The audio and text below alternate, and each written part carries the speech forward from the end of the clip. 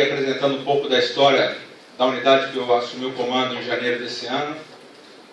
Uma unidade que ela tem hoje, na verdade, eu até brinco, é uma unidade com uma identidade bipolar, porque ela herdou, eu vou passar isso no final da minha apresentação, mas ela herdou a história de duas unidades. Ela acabou hoje, no local onde ela se encontra, ela é herdeira de duas histórias de unidades do Exército Brasileiro, que tem participações, inclusive,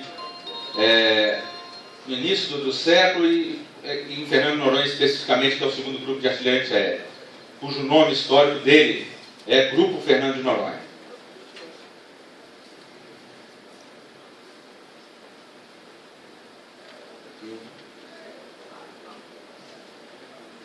O grupo, a missão que me foi dada, como solicitada pela diretoria, foi de apresentar a defesa, a missão do grupo, que foi a defesa antiaérea do arquipélago de Fernando de Noronha. Então, o primeiro grupo, a origem do segundo grupo de artilharia antiaérea, está no primeiro grupo do segundo regimento de artilharia antiaérea, que foi criado em dezembro de 1940.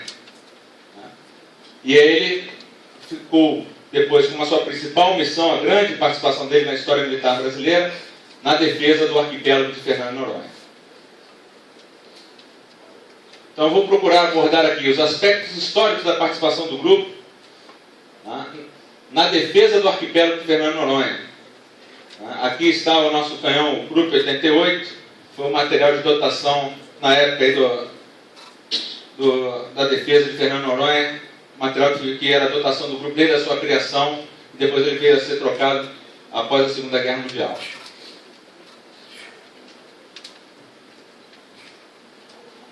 Eu usei como fonte de pesquisas, basicamente, o livro do Major José Campos de Aragão, editado pela Bibliex em 1950, Guardando o Céu nos Trópicos, a Ilha de Fernando de Noronha, onde ele relata a sua experiência. Ele já era um oficial que servia no grupo, foi no primeiro contingente que saiu de São Paulo para Fernando de Noronha, como comandante da segunda bateria de canhões antiaéreos, e permaneceu cerca de 1 ano e meio na ilha até ele ser trocado aí no recompletamento que houve. E o outro, que são nós podemos dizer como fonte primária da minha pesquisa, são os históricos, os boletins que estão lá no arquivo do meu grupo, da unidade. Então, com a base, auxiliado aí por um sargento, que é o meu ajudante lá na secretaria, nós fizemos a pesquisa em cima daquele período onde o grupo esteve em Fernando de Noronha e pudemos vou trazer algumas coisas, algumas peculiaridades e curiosidades que nós pudemos retirar dos boletins da época. O boletim, ele é um documento que traz a vida da unidade ao longo de toda a sua existência. Antes de eu falar da própria história do grupo, eu acho que é importante se entender o que vem a ser a defesa antiaérea, o que ela compreende. Então, o sistema de defesa antiaérea, ele é composto por subsistemas, ou sistemas que se complementam. Um não pode existir sem outro, senão você não tem uma defesa antiaérea eficaz. Então nós temos um sistema de armas composto pelos canhões, pelo que hoje nós temos, os mísseis, e assim por diante. Um sistema de comunicações, que faz a ligação dos dados, das mensagens, e um sistema de controle alerta, que hoje nós utilizamos os radares. Isso é o que é a ideia do que seria uma defesa antiaérea, um sistema defensivo voltado aí contra o inimigo aéreo. Só que no passado, a ideia, a concepção essa, ela veio em cima do que existia naquela época. O radar, ele estava sendo criado ainda. Ele foi criado durante a Segunda Guerra Mundial, aparece o radar na Inglaterra. Então ele não era ainda um meio difundido de alerta. Então o que se tinha eram os projetores, como o Darois bem falou, os Sparrow, que faziam vasculhamento no céu à noite, localizadores pelo som e outros sistemas que auxiliavam na detecção. Os sistemas de comunicação, nós não tínhamos rádio ali na época, eram através de telefones para se dar um alerta, para se passar a informação para as peças, e os canhões, os nossos canhões antiaéreos, não existia míssil ainda antiaéreo na época. Então, fazendo a comparação do que nós concebemos hoje como um sistema de defesa antiaérea para o que era na época. E aí, só para vocês terem ideia de como se faria a defesa de uma pista, que era o principal ponto a ser defendido em Noronha. Então, nós temos aqui um pequeno só esquema, né, de uma pista com canhões e radares em volta fazendo a defesa. Então, essa é a imagem que eu quero que vocês, por favor, tenham na cabeça, quando eu vou procurar, a partir de agora, então, mostrar o que se pôde fazer, como se planejou a defesa. Eu procurei buscar nos arquivos da unidade esquemas da época que foram feitos da defesa e não encontrei, infelizmente. Só encontrei os boletins, mas os esquemas, os diagramas de defesa que poderiam ter sido utilizados, infelizmente, nós não encontramos mais lá no arquivo da unidade. Então, o material, o canhão, como o Daróis bem falou aqui, já expôs, era o Krupp 88. É um material que era utilizado, que foi trazido lá, comprado, ali no meados da década de 30, e que mobiliava as unidades de artilharia antiaérea do Exército Brasileiro. Procedência alemã, com calibre, seu peso de quase 5 toneladas, e um alcance eficaz de 8 mil metros. Além dele, nós tínhamos também metralhadoras antiaéreas, também utilizadas para complementar a defesa antiaérea. E os refletores Sperry, que eram utilizados para a iluminação, vasculhamento do céu à noite, buscando ali qualquer tipo de aeronave ou vetor aéreo hostil que pudesse atacar ou causar algum dano ao ponto que estava sendo defendido. Como eu falei, nós não tínhamos radares, mas nós tínhamos alguns localizadores pelo som. Não exatamente era esse o equipamento usado em Noronha. Eu só busquei aqui uma imagem de um localizador da época, um equipamento que era utilizado na época, para vocês terem a noção de como era o tamanho desse equipamento, como é que eles eram constituídos. Veja que ele está justaposto aqui, junto até um dos nossos refletores aqui.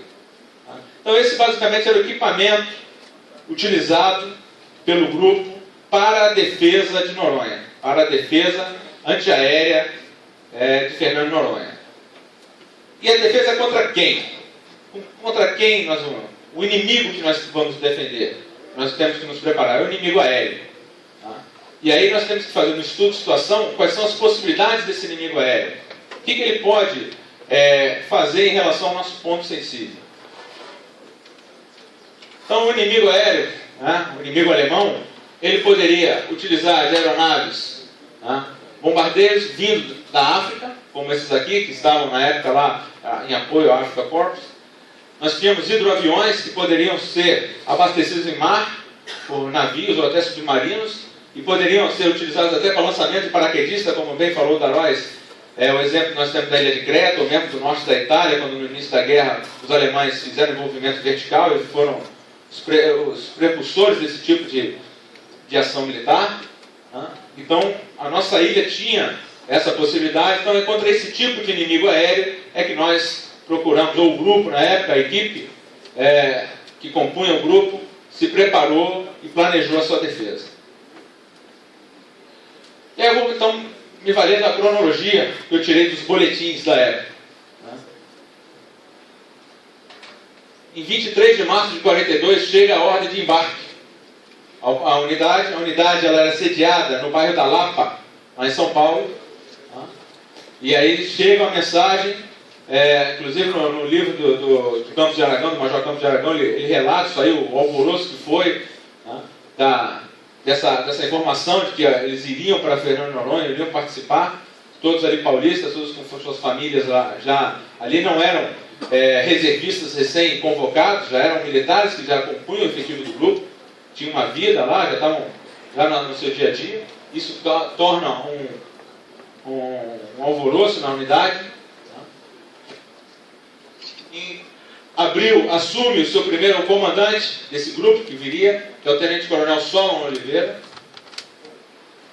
nomeado por decreto, publicado no Diário Oficial.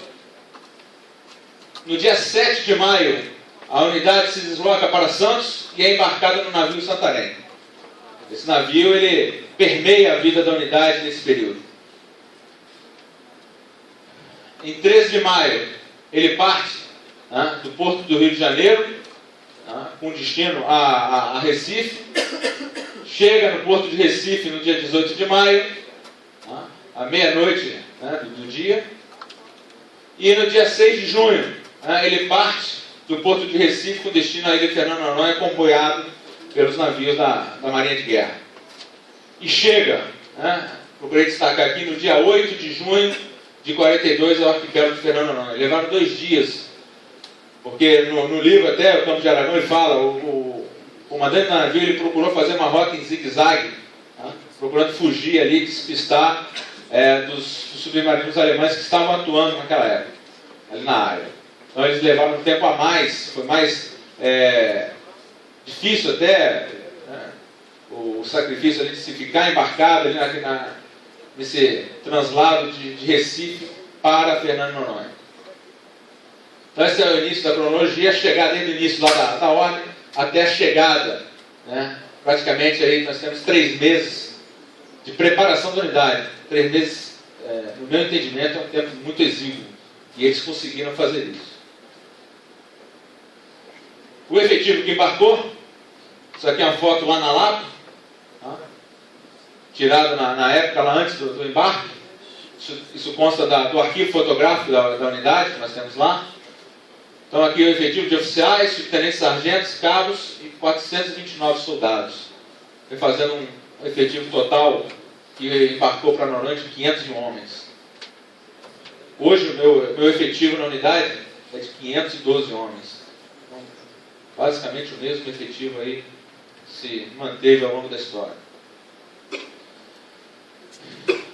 Também do nosso arquivo, procurei trazer para vocês verem, na época lá, a unidade, estilo que houve lá em São Paulo,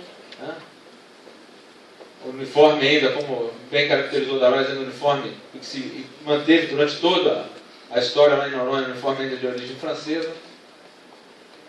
Preparativo, então, a unidade se preparando para o embarque, como falei, 3 meses, e basicamente isso está relatado lá no boletim. Em 22 dias foram confeccionados 636 volumes numerados e rotulados para embarque no navio Santarém.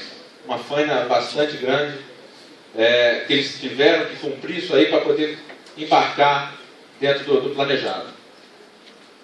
Vejo aqui os canhões, aqui 4 canhões aqui perfilados lá no quartel da Lapa, também do nosso arquivo histórico da unidade. E antes de embarcarem, Campos de Aragão ele relata as palavras aqui do Tenente Coronel Solo na formatura do grupo. Eu achei bastante importante trazer isso aqui, porque eu acho que denota o entendimento da missão que eles receberam. Então, embora não tivéssemos sido atacados, e não alimentávamos intuitos de conquistadores, iríamos guarnecer um pedaço da terra brasileira. Com isso, afirmaríamos perante o mundo que ali não pisaria impune o aventureiro imperialista. Isso é desde Guararapes, esse sentimento.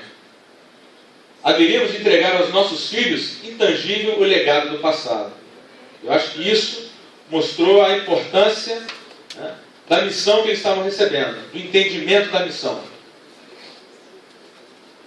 E uma curiosidade, no dia do embarque, dia 7 de maio, quando eles entraram no trem, na composição, foram 2 composições que desceram para Santos, no seu boletim interno, o comandante, ele, na quarta parte, que até hoje é assim, Justiça e Disciplina, ele relevou o cumprimento de punições, em vista então da partida do grupo, para que pudesse levar o máximo de efetivo possível. E aí, considerou que estavam iniciando uma nova missão, era um novo marco. Então ele relevou, cancelou todos os militares que estavam presos, as punições que estavam sendo cumpridas, e colocou em liberdade nesses braços para que ele pudesse entrar no trem e embarcasse para Noronha. Não sei se era melhor ter ficado punido ou embarcar para Noronha, mas é uma curiosidade que nós encontramos lá no boletim do dia do embarque. E a chegada então em Noronha, no navio Santarém, foto tirada também, nós temos lá no nosso arquivo, lá, tirada por um integrante do grupo, e a escolta do cruzador Rio Grande do Sul. Curioso que o pessoal ficou em Recife um tempo a mais, esperando justamente a chegada do cruzador. E aí o Campos de Aragão fala que quando eles viram a entrada do cruzador no porto de Recife, eles sentiram que era a hora que eles iam partir. Realmente, no dia seguinte, então, escoltados pelo cruzador Rio Grande do Sul, eles partiram para Noronha. Esse cruzador e esse navio Santarém, eles fizeram durante quase toda a estadia do grupo lá, justamente esse percurso durante todo o período. E a constituição do grupo. Então, o primeiro grupo do 2º Regimento, e para aqueles que não conhecem, não têm a intimidade, o regimento, para o Exército, normalmente ele engloba 2 unidades, 2 grupos ou 2 batalhões. Então, no caso do Regimento de Artilharia Antiaérea, ele tinha 2 grupos. E o que veio para aqui Fernando Noronha foi o primeiro grupo do 2º Regimento. Esse grupo, então, ele tinha o seu Estado-Maior, 2 baterias de canhões antiaéreos, a 2ª bateria, que era comandada pelo Major Campos de Aragão, na época capitão, uma bateria de refletores, com uma seção de locadores de som, e posteriormente, em 43, ele recebe o reforço de uma 4ª bateria, que era uma bateria de metralhadoras antiaéreas. Inicialmente, a Azul foi o que chegou em Fernando Noronha. Mais tarde, vocês vão ver ali até a gente tirou do boletim, foi criada e incorporado ao grupo uma bateria de metralhadoras. A missão do grupo, então, era defender o campo de aviação. Essa era a nossa missão. Aí lembra daquela imagem, aquele esquema que eu mostrei para vocês no início. Então, as baterias, o Campos de Aragão fala, as baterias constituíam o esqueleto de desdobramento. O campo de aviação foi o centro de todas as atenções. Tinha a prioridade mais alta na organização da defesa de Fernando Noronha. Então, eu vou procurar, semelhante que o Daróis fez um esquema, de como possivelmente foi feita essa organização da defesa, o esquema que nós não temos, como falei lá no grupo, não conseguimos encontrar. Eu vou utilizar esse mapa aqui que está no livro do Campos de Aragão, que a gente trouxe para cá, inicialmente até a gente mostrar como é que ele foi chegando. Então, dos relatos dos boletins e no livro do Campos de Aragão, ele vai identificando algumas posições na região de Noronha. Então, aqui um mapa, isso aqui a gente tirou da internet, não tem uma referência histórica, mas apenas para nos ajudar. Nós vemos aqui nesse mapa de padrões de relevo a pista de Fernando Noronha, aqui está a Baía de Santo Antônio, então nós temos aqui a Vila dos Remédios, o Pico, então nós temos aqui um morro, perto aqui da pista, vocês veem aqui uma elevação, e uma outra elevação aqui que é o Morro dos Dois Abraços. Esse aqui é o Morro do Curral, apesar de não estar identificado. Vemos aqui então o aeroporto, bem delineado como ponto focal e central da defesa antiaérea, a ser articulada lá para a defesa da ilha. Encontrando nesse mapa aqui, eu fui buscando de onde eu poderia encontrar aquelas descrições que eu encontrei nos boletins e no livro. Então aqui a Vila de Quixaba, que é onde ficou acantonado e depois passou a ser o acampamento do grupo. O Morro dos Dois Abraços, onde teria ficado a primeira bateria de canhões. O porto por onde a unidade chegou. Usando aqui um mapa semelhante que o Daróis utilizou aqui, é o mesmo. Nós temos então a identificação aqui do Morro do Curral com a pista. Na época a pista ela não tinha essa derivação, que ela só tinha a pista principal. Quixaba, onde ficou o acampamento. Alto da Floresta. Aí eu até permito, se a professora pode até confirmar, se aqui essa região realmente é Alto da Floresta, é nessa ponta aqui do mapa. Que aparece aí é o antigo aeroporto aqui é Floresta. Floresta Velha e Floresta Nova. Mas no livro, Campos de Aragão se refere que a primeira posição provisória na chegada na ilha e no primeiro estabelecimento provisório antes de toda a estrutura foi no Alto da Floresta, que é uma região elevada aqui. O único lugar que eu encontrei falando do Alto da Floresta foi essa aqui, que posteriormente foi ocupado por uma das baterias do GEMAC. Ele saiu, ele ocupou aqui, Alto da Floresta, os canhões, uma bateria, enquanto eram preparadas as posições que ficaram em Dois Abraços, que é por aqui, e mais Morro do Curral. Então o grupo ele veio, se estabelece provisoriamente aqui com uma bateria para fazer a defesa já inicial, logo de início, enquanto ainda está sendo descarregado o Santarém. E posteriormente, quem ocupa essa posição aqui, uma posição elevada, aqui para o litoral, é o GEMAC, o Grupo de Artilharia com os Canhões de Costa. Feita essa identificação dos pontos, nós chegamos então ao que poderia ser o esquema de defesa montado pelo grupo. Então nós temos aqui a pista de pouso, aqui aonde chegou o Santarém, na Baía de Santo Antônio, que seria o porto. A segunda bateria ocupando a região Morro do Curral e Floresta Velha. A pista de pouso, ponto focal da defesa. O acampamento aqui de Quixaba, onde ficou o Estado-Maior, as unidades lá acantonadas, a área de acampamento. E o Morro dos Dois Abraços, onde ficou a primeira bateria. Então, dessa forma, foi feita a defesa antiaérea de Fernando de Noronha. Esse é o esquema de manobra que a gente pode levantar de como teria sido na época planejado pelo seu comandante. E outra, tirando uma curiosidade, então durante todo o período lá, o Darós trouxe aquela... Eu quase botei aquele mesmo texto ali que você trouxe daquele soldado. Eu acabei trocando, achei mais curioso isso daqui. Nós não tivemos nenhum ataque, mas os treinamentos eram intensivos.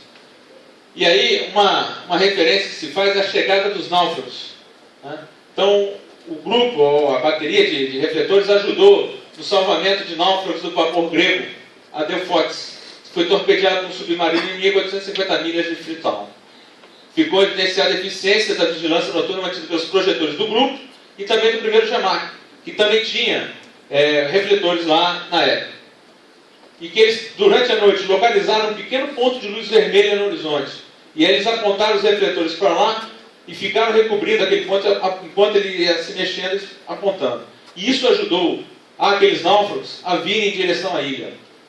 E eles depois reconheceram que se não fosse o trabalho dos refletores, eles provavelmente não teriam conseguido chegar à ilha. É uma curiosidade que consta aí nos nossos boletins lá da unidade que nós encontramos. Uma outra curiosidade é uma missa rezada perto de uma das posições do canhão, nosso canhão antiaéreo lá, o Krupp. Então, uma missa que foi rezada lá em Noronha. Noronha recebeu o apoio de 2 capelões durante a estada lá, do destacamento. Tem até os nomes dos 2 capelões que atuaram lá em Fernando de Noronha.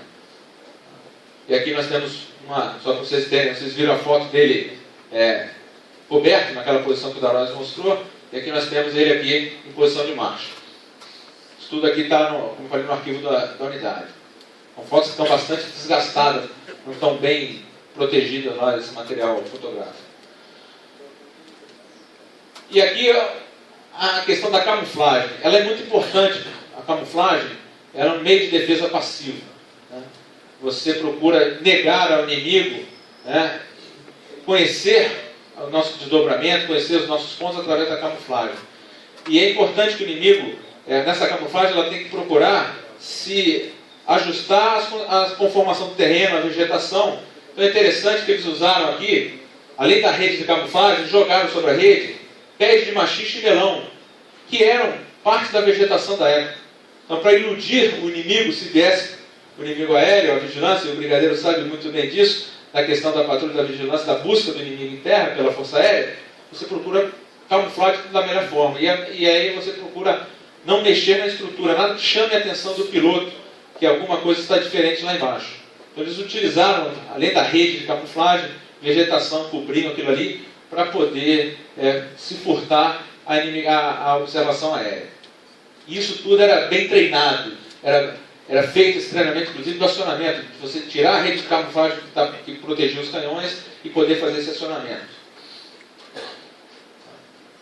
Aqui uma unidade de tiro, lá em posição de Noronha, os refletores, quando eles estavam chegaram e se posicionaram lá em Fernando de Noronha, a bateria nossa de refletores externos. E lá no livro de Campos de Aragão, nós tem uma foto bastante interessante que mostra a bateria em posição. Eu acredito que pela região pode ser o Morro do Curral, provavelmente na época, que ficava aquele morro que ficava perto Campos de Aragão comandou a bateria que ficou no Morro do Curral. Então, essa foto consta do livro dele. Então, vocês veem aqui 4 canhões, 4 unidades de tiro aqui, posicionadas no cume lá do morro, fazendo a defesa lá da pista de pouso de Fernando Noronha. É interessante a imagem para a gente guardar a defesa como era posicionada na época.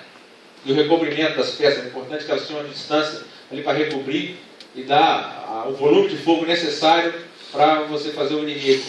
Pelo menos, se não destruir, pelo menos só que ele recue e não lance o armamento sobre o alvo. E dentro da cronologia ainda, nós temos aqui o desembarque do grupo, o acampamento em Quixaba e também, professora, em Itauquebon. Ele é utilizado pelo Estado-Maior do grupo. As unidades, as baterias ficam aqui e o comando, pelo que está escrito no boletim, o comando fica nessa região que eu não consegui identificar no mapa, em nenhum local onde é que ficaria. Perto então lá do... Onde se instalaram os italianos. Certo.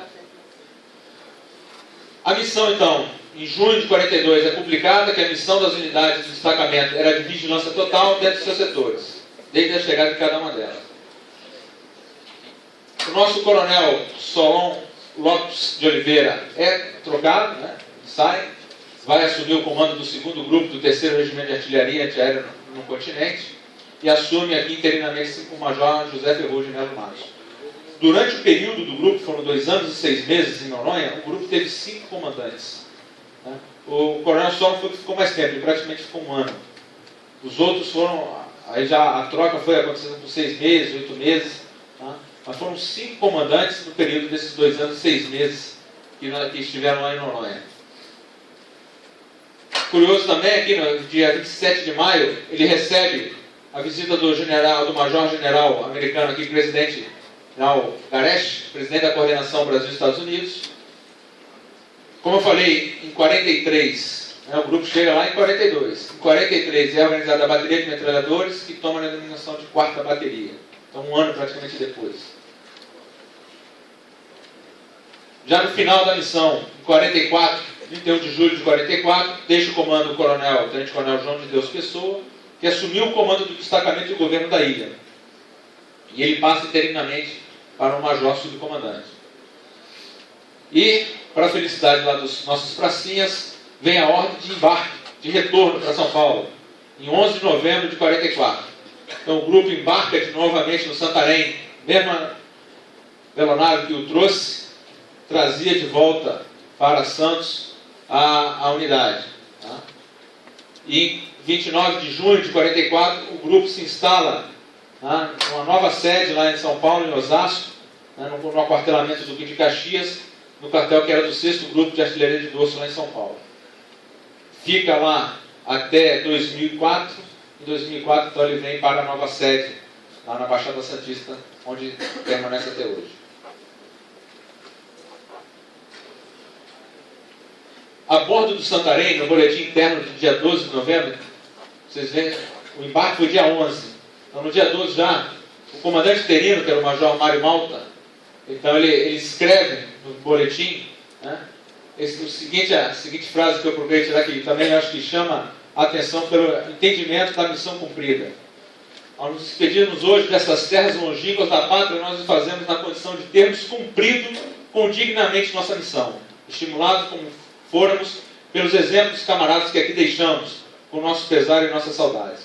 O grupo teve perdas de militares, não em combate, mas em acidente. Os 3 primeiros militares que morreram da unidade, morreram num acidente, numa virada, num caminhão que capotou. Um cabo e 2 soldados que morreram lá em Fernando Noronha. Depois nós teve, se não me engano, mais 8 militares que acabaram falecendo lá por doença ou por algum tipo de acidente. Mas vítimas de combate, graças a Deus, nós não tivemos. É o desfile da unidade já em São Paulo. Mostra lá também, tirado lá do nosso arquivo. Para concluir, terminando aí a minha fala, o grupo, então, ele recebeu a denominação histórica, em 2004, de Grupo Fernando Noronha e José Bonifácio. E aí, como eu falei no início, essa junção de duas histórias, através de uma portaria do Comandante do Exército. Essa designação representa a homenagem pela participação do primeiro grupo do 2º Regimento de Artilharia Antiaérea na defesa do arquipélago. E o brasão de Fernando de Noronha, ele incorporou, vocês podem ver aqui no brasão do grupo, esse aqui é o brasão da unidade. Uma parte aqui que diz a respeito a Noronha faz parte aqui da nossa unidade, da heráldica do grupo. Aqui já é a parte de José Bonifácio. Por quê? O grupo ele foi ocupar em 2004 as instalações do antigo 6º Grupo de Artilharia de Costa. O 6º Grupo de Artilharia de Costa, que era o grupo de José Bonifácio, era o grupo que ocupava as instalações da Fortaleza Itaipu. A Fortaleza Itaipu, ela é uma unidade que foi criada para a defesa de costa, para a defesa da proteção do Porto de Santos. Sua construção foi iniciada em 1902 e terminou com o último forte construído para a defesa costeira no Exército Brasileiro em 1944. Na época já da Segunda Guerra Mundial, e junto com o Forte dos Andradas, que fica do outro lado da Bahia, fazer defesa do Porto de Santos contra ataques possíveis, contra aquele nosso principal porto que nós temos no nosso litoral brasileiro, principal entrada do comércio até hoje. E esse grupo, em 2004, ele foi transferido para Brasília, para ser o grupo de lançador de foguetes. E o 2º lugar, então, desceu de Osasco, ocupou as instalações da Fortaleza Itaipu e recebeu, então, a incumbência de ser o mantenedor das histórias, das tradições do 6º da Coesêmio, o grupo José Bonifácio, e do 2º GAE, ou do 1º ou do 2º Regimento de Artilharia Antiaérea, que é o grupo Fernando Noronha. Então, hoje, nosso grupo, José Bonifácio e Fernando Noronha, é o grupo aí que mantém a história dos nossos pracinhas que estiveram aqui por 2 anos e meio defendendo o Fernando Noronha. A nossa sede hoje se encontra aqui na porta da Baixada Santista, não é a porta da Itália, mas é a porta da Baixada Santista, e junto aqui com o Forte dos Andradas, que fica aqui no Guarujá, fazia a defesa da entrada do Porto de Santos. Aí a unidade hoje instalada nessa região aqui, com os 3 fortes que faziam a defesa desde 1902, lá da Baixada Santista. E hoje o grupo, que na época estava com os canhões Grupo 88, com seus refletores Sperry, ele hoje está equipado com os canhões 40mm Bofó, com radar de tecnologia nacional, radar Saber 60, que nós recebemos, todo ele feito no Brasil, projetado por brasileiros, e que está dentro do grande projeto estratégico do Exército que o Brasil tem, o Ministério da Defesa encampou, que é o projeto de defesa antiaérea do nosso patrimônio, das nossas estruturas estratégicas. E também compõe o material do grupo um míssil antiaéreo. Então nós temos hoje uma bateria de canhões e uma bateria de mísseis antiaéreos, que nos dão a capacidade hoje de manter o que os nossos pracinhas de Noronha nos deram, defender o nosso território, defender o legado que recebemos. Por fim, eu agradeço mais uma vez a oportunidade que me foi dada de mostrar a história da minha unidade, que eu tenho muito orgulho. Muito obrigado.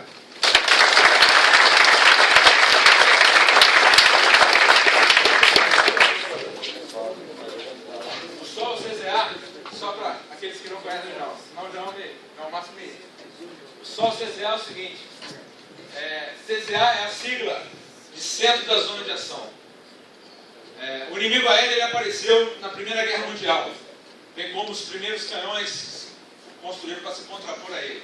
Nós não tínhamos radar, como se falava. Então, o principal vetor, a maneira do inimigo aéreo que os pilotos utilizavam para se aproximar, era com o sol na sua retaguarda, que cegava os olhos de quem estava olhando. Então, o sol para o artilheiro antiaéreo é o centro da zona de ação, desde aquela época, a tradição que se vem daquela época ainda da Primeira Guerra Mundial. E nós mantemos esse espírito até hoje em todas as unidades da artilharia antiaérea brasileira.